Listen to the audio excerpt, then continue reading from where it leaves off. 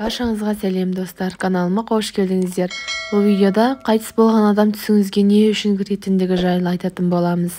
Алдымен каналыма жазылып қоңырау батырмасын басып қоюды ұмытпаңыздар. Қайтыс болған адам түсіңізге кірсе не болады? Марқұм болған жақыныңызды не танысыңызды түсіңізде көрсеңіз, түрлі оймен оянуыңыз мүмкін. Тіпті ол түс біраз уақыт есіңізден кетпей жүреді. Мұндай жағдайда көрген түсіңіз ненің белгісі екенін білу қызық. Марқұм адам түсіңізге кірсе не істеу керек? Қазақ халқында түсіңізге қайтыс болған жақыны кірсе, Құран дәметіп жүрген шығар, деп әруағына Құран бағыштап, 7 шелпек таратып жатады. Бақилық болып кеткен жақыныңыз түсіңізге кірген жағдайда Құран бағыштасаңыз артық болмайды. Қайтыс болған адамды түсіңізде көру ненің белгісі?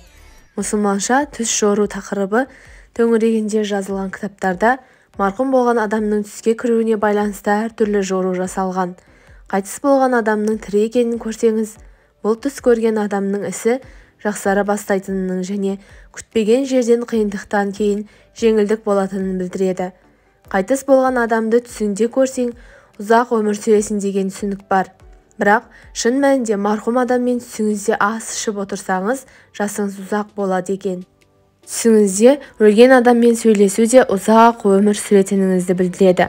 Одан бөлек, бұл әлдекімдермен талас-тартысқа түсіп, оны жеңіп шығатыныңыздың белгісі болуы мүмкін. Жақыныңыздан айырылу оңайға соқпасы белгілі. Оны ойлаудың өзі қорқынышты.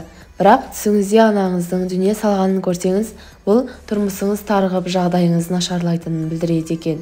Егер марқұм анаңызды түсіңізде көрсеңіз, денсаулығыңызға назар аударғаныңыз дұрыс.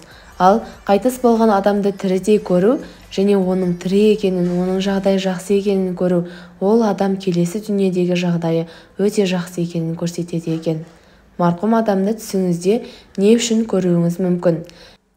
Егер жақын туысыңыз түсіңізде қайтыс болып, сізбен сөйлесе бастаса, өмірлік ұстанымдарыңызды өзгерткеніңіз дұрыс.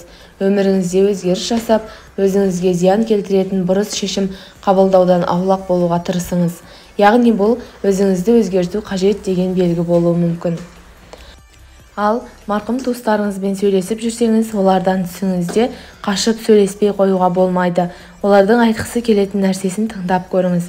Сіздің түп санаңыз қандай да бір қиын жағдайдан жақындарыңыз арқылы шығуды ойлауы мүмкін. Сіз түсіңізде көрген адамның қайтыс болғанына біраз жыл болса, отбасыңызда ауқымды өзгерістер болуы мүмкін. Марқұмның айтқанын зер салып тыңдау керек екені ғылыми дәлелденген деген деректер бар. Себебі адам ұйықтап жатқанда мидың жасырын бөліктер іске қосылып, қандай да бір проблеманы шешу жолдарын іздей бастауы мүмкін. Марқұм болған туысыңызды не жақыныңызды өңіңізде ойлай берсеңіз де түсіңізде көруіңіз мүмкін. Тағы бір қызық дерек, түсіңізде адам өлгенін көрсеңіз, ауа райы күрт өзгеруі мүмкін екен.